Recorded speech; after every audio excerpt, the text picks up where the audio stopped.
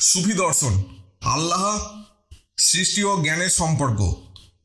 সুফি চিন্তাধারা মূলত তাওহীদ বা একাত্মবাদ এবং মাহিফা আধ্যাত্মিক জ্ঞান এর উপর ভিত্তি করে। তারা আল্লাহ ও সৃষ্টির সম্পর্ক বোঝাতে কয়েকটি ধারণা ব্যবহার করে।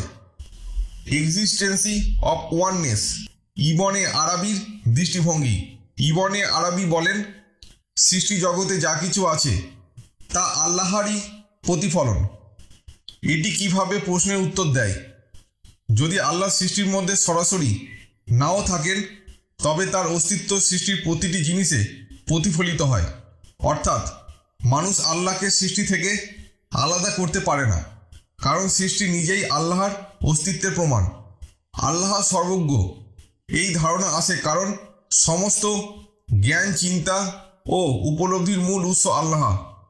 উদাহরণ, যেমন ধরুন একটি আয়না সূর্যের আলো প্রতিফলিত করে, কিন্তু আয়না নিজে সূর্য নয়। তেমনি আল্লাহ জ্ঞান, শক্তি ও ইচ্ছা সৃষ্টিতে প্রতিফলিত হয়, যদিও সৃষ্টি আল্লাহ নয়। ওয়াননেস অফ উইটনেসিং, সুফিদের কয়েকটি ব্যাখ্যা। অনেক সুফি মনে করেন সৃষ্টিকে আল্লাহর মধ্যে বিলীন না ভেবে বরং সৃষ্টির